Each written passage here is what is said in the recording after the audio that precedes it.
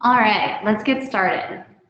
Hi, everybody, and welcome, and thank you for joining us. I'm Michelle McFarland, Business Development Lead here at CULT, and I'll be your host and moderator for our webinar today on how to grow cannabis brands thriving in an industry without advertising. Our guest today is Owen Reeder, author of the supporting white paper and Chief Engagement Officer here at CULT. How you doing today, Owen? Doing good. Awesome. I'm excited for today. We actually have a really great turnout. Just a couple of things before we get started. We muted the line so everybody is in listen-only mode. And if you have a few questions, if anyone has any questions at any time, feel free to shoot them over via the questions box. We plan on running 45 minutes today, and we'll save some time to answer your questions at the end. Also, a recording of today's discussion will be sent out to all attendees within one business day. All right, welcome. Owen, I'm sure everyone is eager to get started, so without further delays, I'll pass this off to you. Cool, thanks, Michelle. Thank you for everyone who has made the time to join us today. I'll first just give a little bit more context into who I am and what my role is here at CULT, and then I think we'll get into the meat of today's discussion. So, as Michelle mentioned, I'm Owen Reeder. I'm the Chief Engagement Officer at CULT. As Chief Engagement Officer, I'm responsible for the strategic output of our firm as we help our clients to create a sustainable competitive advantage in the marketplace in whatever area they are competing in. We've been thinking about the cannabis space for quite some time now, and the topic of today's discussion, I think, is timely given obviously the relative newness of the industry, but also as people are trying to find ways to build their brand, to build their customer base, and to build success despite the regulations that are in place on things like advertising. So for the next 30 minutes or so, I'll be going through a bit of a deeper dive of CULT's most recent white paper on marketing in the cannabis space. If you haven't read the white paper yet, don't worry, you can still download it, and you're free to download it afterwards. If you have read it, I hope to shed some more light on the topic and go into a greater level of detail that will provide you with additional value, along with propose some questions that I believe every organization in the space should be asking themselves, regardless of whether they're a retailer, an LP, regardless of whether they're in the medical space or the recreational space, or even if they're just an organization that in some way orbits around the cannabis industry and is looking for a way to cut through the noise. As I mentioned, we started thinking about this topic a little over a year ago as conversations in Canada accelerated towards broad legalization. But more intently, probably once the initial proposal for advertising regulations was released by the federal government. Obviously, the restrictions create significant challenges for the industry, but I hope to convince you today that with a shift in paradigm, those challenges can actually become an opportunity. Before we get into it, I'd like to firmly state I actually agree with the regulations that are in place on advertising in the industry. So this is not a webinar complaining about them, nor is it a webinar trying to explain them, because I'm not a lawyer. So what we would like to do is give you our perspective on how to succeed outside of the context of the things that are barred, outside of the context of the things that are not allowed in the industry. The first parallel that I think most people drew was to the cigarette industry when those regulations came out. Since about 1970, even a bit before that, this industry has obviously had stricter and stricter regulations forced on its marketing and advertising. Again, regulations that I agree with. And while smoking, which we know obviously to be very harmful, has declined, the brand recognition for these massive brands hasn't really been overly effective. And that's, I think, because the brands that exist are so deeply ingrained in society largely through generational preference, that the inability of these organizations to advertise, for the most part, had a fairly low impact on the health of the brands, pardon the pun there. In fact, I think it probably impacted the ad agencies that service those brands quite a bit more profoundly than it did the brands themselves, but that's a topic of discussion for another date. When we started to think about it in more modern terms, we asked the question, what kind of industry has more recently emerged where regulators have stepped in? And from our perspective, I think a good sort of industry to take a look at would be the e-cigarette or vape category. In fact, if you take a look at that ad that's on the screen, it's startlingly similar to some of the ads of older times, like the Marlboro Man, etc. When this new category launched, it was absolutely the Wild West. In the US, advertising was largely unregulated for these brands, with the organization spending massive amounts of money for putting ads like this in front of potential consumers. Fortunately, some restrictions are being applied to the industry to stem the adoption of these products by youths, but not before massive industry consolidation took place. Within the first 5 years of the category's lifespan, what was dozens of players was consolidated down to about 5 who held well over 90% of the total market share. And if you look at the industry now, it's dominated by maybe 3 to 4 large players, one in particular that holds the vast majority of market share being Juul. Now, prior to Juul entering the market, through leveraging product innovation, through leveraging non-traditional marketing, and even coming into the market with a modest advertising budget, the spends of the top 4 players pre-Juul era was astronomical compared to the size of the marketplace. Many of these organizations were marketing at a loss, hoping to get consumers hooked on their product and leverage that generational affinity that existed in traditional combustible cigarettes. I propose that the pace at which this industry consolidated was fueled, at least in part, by the money spent on advertising. Without being hampered by restrictions on or regulations, the organizations with the deepest pockets managed to capture massive amounts of attention and massive market share to go with it. And they were able to squeeze out a lot of the competition. So that leads us to the question, are these regulations that the government has put in place a challenge for cannabis brands, or are they an opportunity? I suppose it depends on your organization's bank account to a certain extent. But if you're a smaller independent organization, certainly it is an opportunity, because the market won't compete on ad spend alone. But even if you are a larger organization, I would propose that these regulations are going to force your brand into good marketing habits that don't rely overly on traditional tactics, but rather to properly focus on engaging your audience in meaningful ways. And the dividends from marketing the right way are many, but in particular, you can consider insurance against some form of disruptive force entering the market in a handful of years and stealing all of your customers, much like Juul did for the major brands in the e-cigarette space.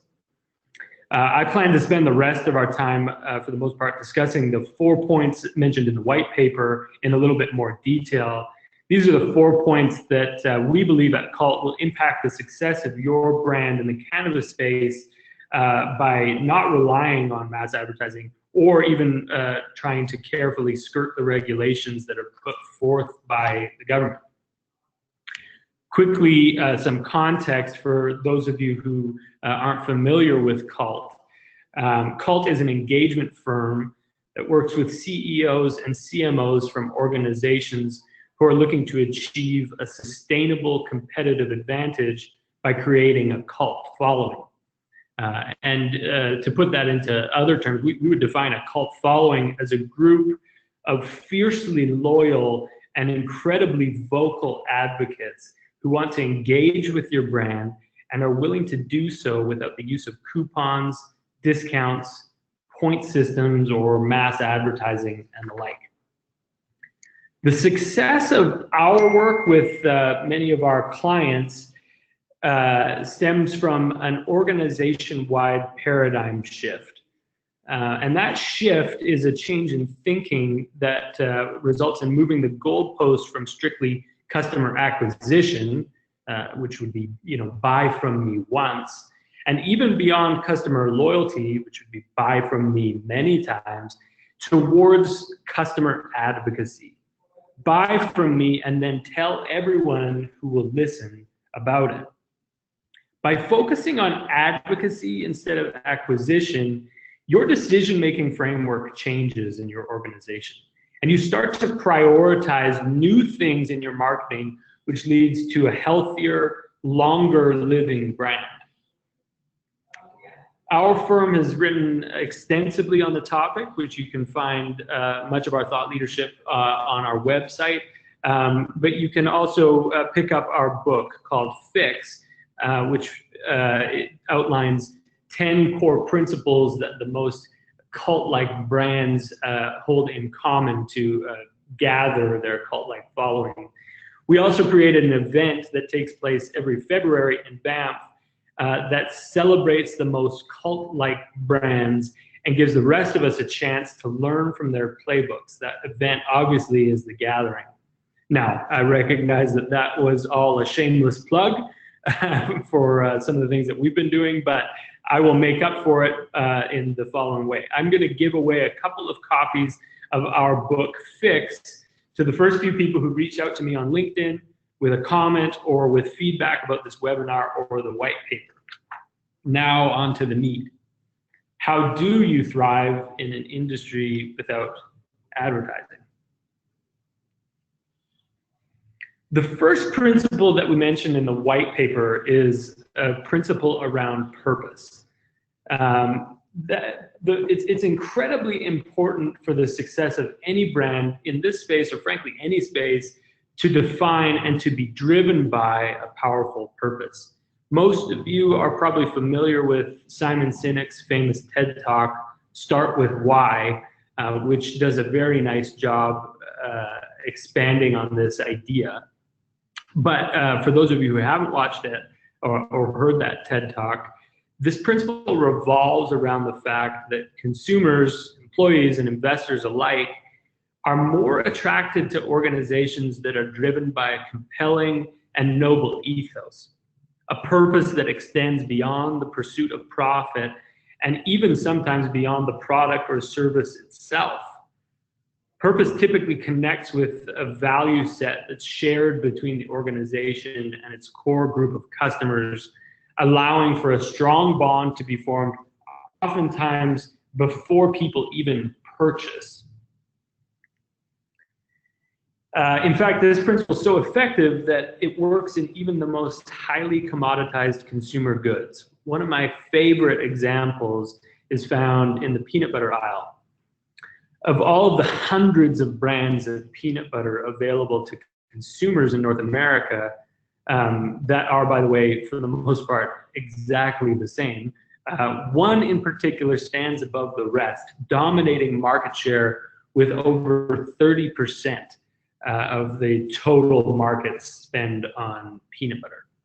That brand is Jif.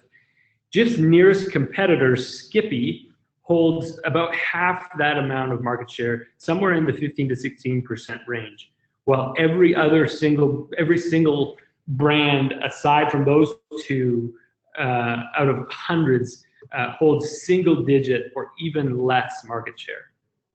Jif's purpose isn't even that noble, but the tagline, "Choosy Moms, Choose Jif," connects so strongly with the caregiver value set that moms have towards their kids that this brand, again, largely identical to its competitors, dominates the category. So how does that principle apply specifically to the cannabis industry? Well, my first suggestion mentioned in the white paper is that you need to aim higher than just getting high. If the only reason why your brand exists is to get people high, you're going to be highly undifferentiated.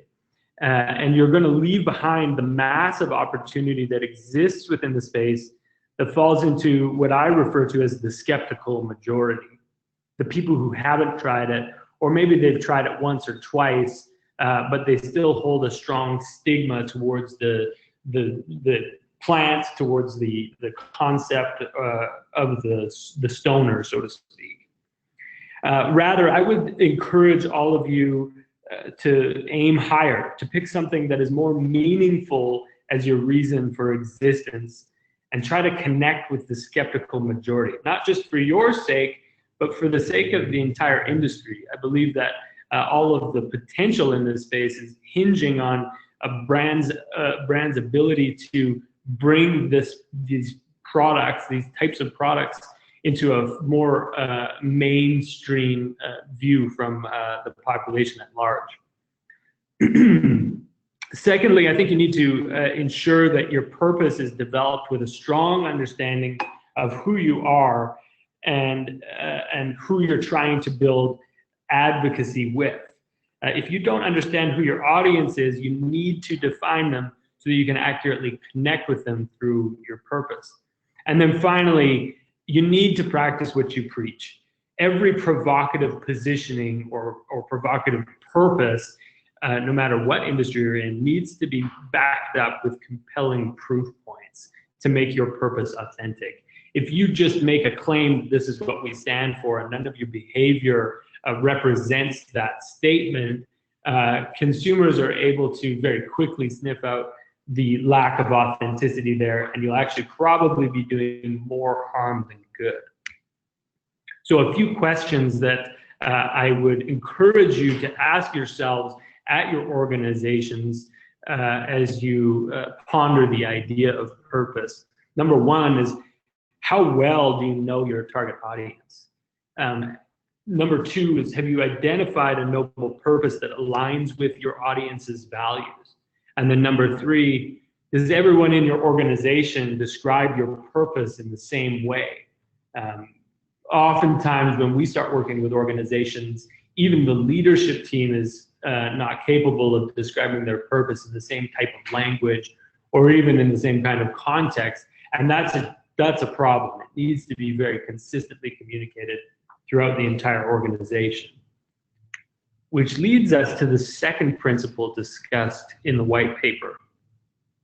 The second principle for success in an industry that exists without advertising is to inspire from within.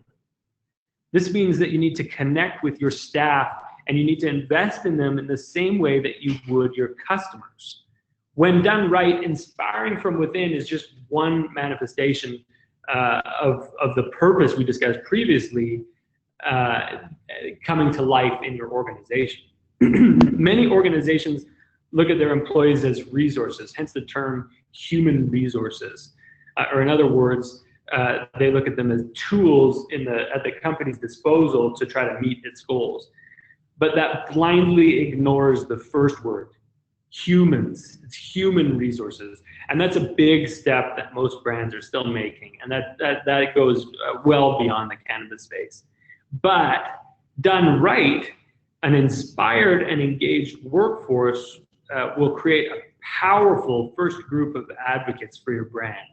And those advocates are capable and willing and even excited to go into the marketplace outside of their 9 to 5 or outside of their shift at the dispensary and spread the good news that your brand exists. They act almost as a non-commissioned sales force just because you've done a good job of aligning them with your purpose and with your values as an organization. One of my favorite examples of this is the brand SodaStream. SodaStream has got a very compelling purpose: to rid the world of single-use plastic bottles. And they've taken that purpose that exists throughout all of their materials, and they've aligned it with their hiring practices. Many of you may have seen the hiring campaign that SodaStream put on a year or two ago as they were going through a phase of hypergrowth.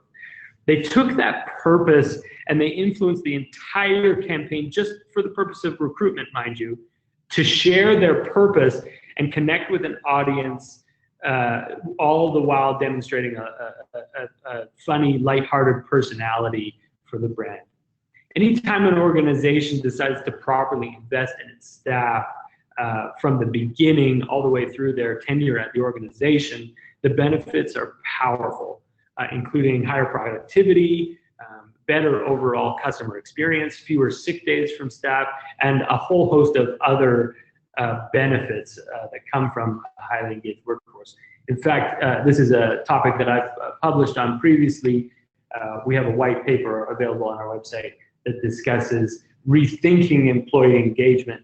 And if you are unsure about this particular discipline, I would encourage you to go and download that and give it a read. So again, how do we apply this principle to cannabis brands? Well, your cannabis brand, no matter what, needs to start with its true first followers, your staff. And that's going to require three things, otherwise this is doomed to fail. Number one, you need to have a marked decision from leadership to invest in internal engagement. It cannot be passively achieved. It's something that through our experience is only actively achieved, and it's only actively achieved if the initiatives start authentically from the top of the organization down. This is not something that you can delegate as leaders in your organizations down to administrative professionals and the like, or even, I would say, human resource professionals. This needs to be something that happens at the C-suite, at the leadership level of your organization in order for it to be effective. Number two, your purpose must be very clearly distilled down and manifested in all of your internal communications, from your recruitment material to your onboarding material, to your employee manuals, even to your daily or weekly or quarterly, however you decide to do it, newsletters that communicate with staff about what is going on. And finally, in order for this to become pervasive throughout your organization must properly orient all of your hiring or firing or reward or recognition decisions for your staff around operationalized versions of your corporate values.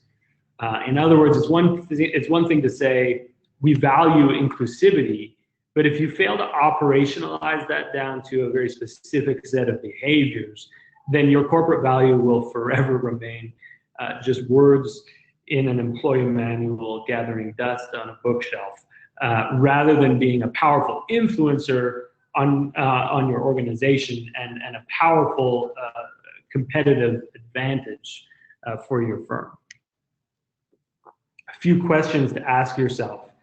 Has your organization solidified its employment brand to ensure that it is attracting the right talent? Has your organization defined corporate values that are aligned with your noble purpose? Have those values been operationalized at all levels throughout your organization? The third principle deals with remarkability. Cult brands deliver a product or a service or an experience worthy of creating spontaneous conversations. Being remarkable, in other words, just means that you have to give somebody something to remark about. Your customer experience, whether it's the product you sell or the way you sell it, or some other facet of the overall experience of your brand, needs to be unique enough and good enough to give someone a reason to talk about you in their day-to-day life. I refer to this as ammunition for advocacy. If someone loves you but doesn't have anything to say about you, they never will talk about you. You should be obsessed with making people talk about your brand and with investing in the customer experience to make that happen. One of the ways this happens is through innovation of customer experience. And I think one of the best examples in recent memory is Amazon Go. Amazon, one of the largest online retailers in the world, launched a bricks and mortar store called Amazon Go to demonstrate innovation rather at a real concrete level. For those of you who aren't familiar with it, as a member, you can walk in, grab your groceries off the shelf, and walk out without paying for it. There's no checkout lines or anything like that. It's completely automated and facilitated through some really interesting technology.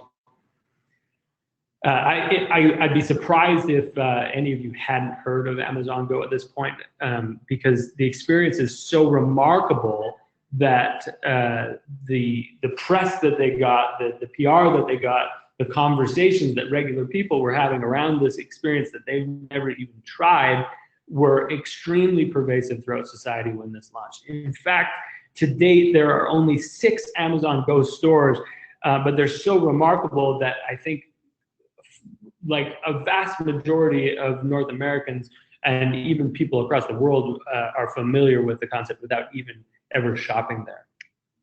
So again, what would the principle of remarkability do for or mean for cannabis brands? Well, for your brand, I think you need to think about what kinds of things you can innovate and improve on in order to fuel advocacy. Because if you do it right, advocacy from your customers is orders of magnitude more effective than any kind of advertising that you can put out at influencing customer behavior. And this is going to require a 360-degree audit of the entire customer experience for your brand, from the tip to the tail, from the moment that they become aware of you to the days or weeks or months after they have purchased from you. And you need to audit that entire customer journey, if you will, to identify the points that are going to be the most meaningful to your core audience in order to help spur that kind of advocacy. And then finally, as with everything, ensure that your innovations, whether technology-based or not, align with your brand's purpose so that you don't create brand dissonance by heavily investing in something that is counterpoint to the reason why you exist. And I should mention here, I don't believe that innovation in your customer experience means automation. Those two terms don't mean the same thing here. I don't think that innovation means that you have to rely more heavily on technology than you did in the past, although oftentimes it's quite helpful. This could simply be innovation in how you greet a customer when they walk through the door. So a few questions to ask yourself. Is your organization doing anything meaningfully different from your competitors? How do you introduce first-time customers to your brand? Is it different from what they might expect from any other cannabis brand or from any other brand that they might experience, period? And what do you want your customers to say when they leave your store, when they exit your experience as a brand in the cannabis space? The final principle that we'll chat through here, and then we'll get to questions in a couple of minutes, is the concept of co-creation. Cult brands tend to spend far more time listening to their customers than their mediocre peers do. In fact, many of them spend more time listening to their customers than they do talking to them. And if you think about it, the concept of co-creation is actually fairly obvious. I sort of believe that it's so obvious that people tend to ignore it. What if your brand built something that customers actually want to buy from? Wouldn't that be novel? Wouldn't they buy from it more often? All you would need to do is ask them, what do they want? And yet few brands actually pause and listen and try to learn about the desires, the pain points, or the ideas that their customers may have in order for their experience to improve. A week ago, I had a chance to go down to New Jersey to a small town called Hackettstown, which is where millions and millions and millions of M&Ms are produced every year. We got a chance to go down and chat with the marketing leadership at M&Ms, who are a 2019 Cult Brand honoree at the gathering. And we got to learn about what kinds of things that they've done over the years to create such a fanatical level of engagement with their customers. In the early 90s, M&M's discontinued the color red. and there was massive outcry from their customers. People demanded that they have their favorite color back. M&M's quickly realized the error of their ways, and they complied. They brought red back right away. As soon as they could, they put it back in the production line and apologized to their customer base. And then they went a step further and they said, well, you know, if you're so passionate about red, what other colors might you want? And their fan base resoundingly shouted, blue, we want blue, give us blue M&Ms. And so M&M's listened and they created blue. Now the brand rarely launches any products without first consulting with their most passionate customer base. The image on the screen here is an example of a recent contest that they did where they put honey nut, coffee nut, and chili nut flavored M&Ms up against each other and allowed the customers to decide which one of these flavors would stay on the shelves long term. Further, there's My M&Ms, which is an interesting platform that allows you to customize your M&Ms and all other kinds of things that they're doing interestingly to make sure that they're actually putting out products that their customers would want to buy. So for you in the cannabis space, what do you do about it? Well, as you're thinking about improving your brand's experience alongside customer feedback, there's a few things to consider. Firstly, rather than trying to find ways to skirt around the restrictions that exist on major social platforms, try just listening. Pay attention to the comments about your brand, the comments on your page. Pay attention to the comments on your competitor's page and try to understand what people are saying.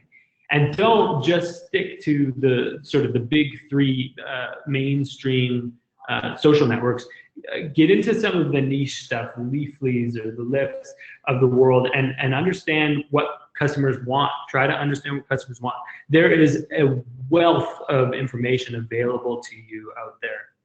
And all it would take is a light digital ethnography once a week, once a month, once a quarter to come up with dozens of ideas to improve your experience.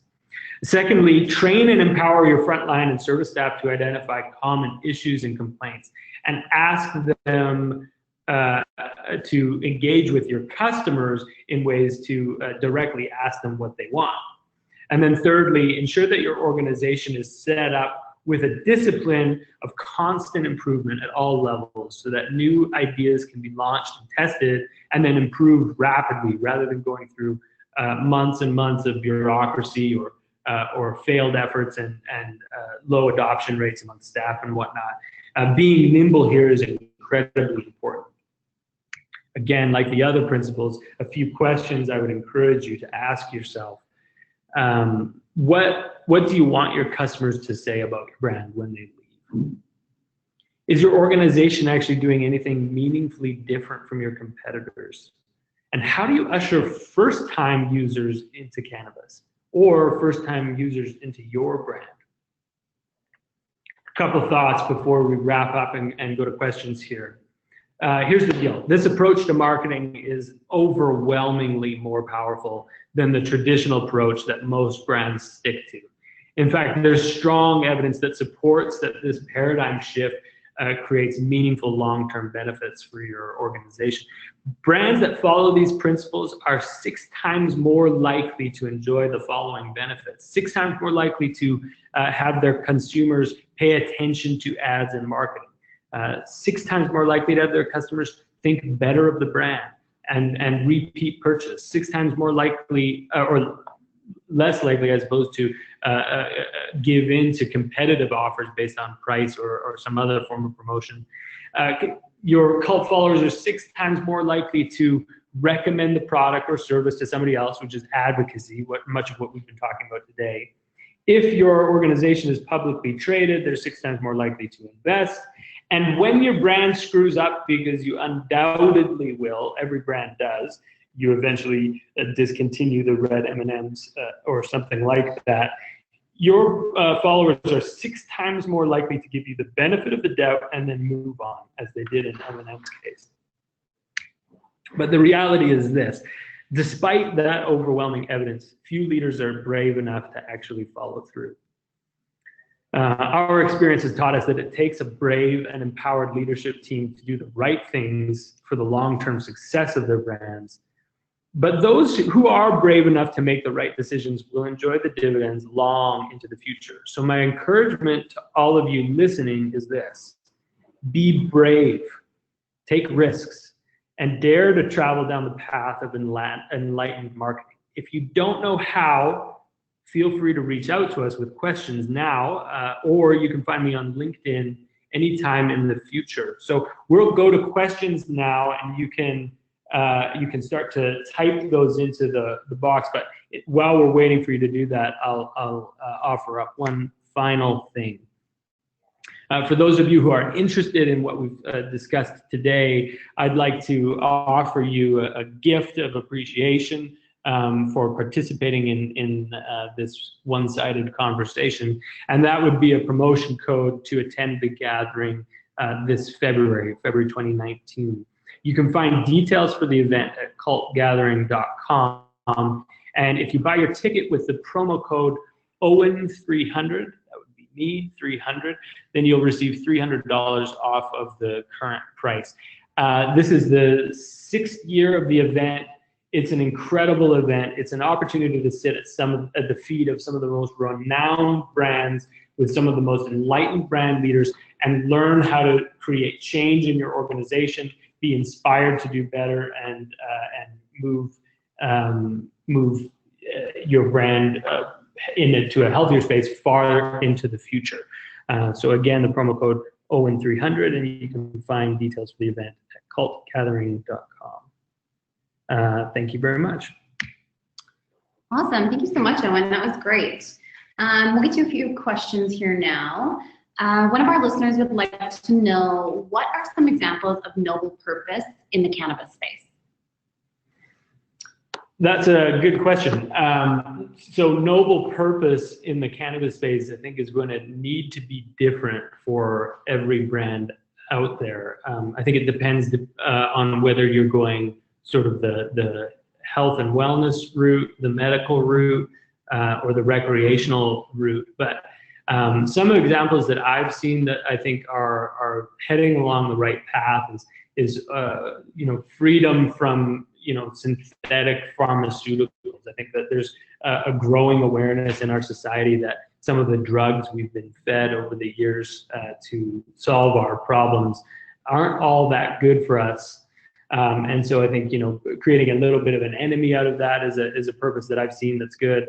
Another one would be, I think that there's a large subculture that's been largely underground for years and years, keeping this plant alive. And I think that there's some sense of animosity at times between big cannabis, modern cannabis, and the people that have been keeping it alive for a long time. So I think a purpose around preserving the culture of cannabis, recognizing the people who have kept it alive for hundreds of years and thousands of years before that.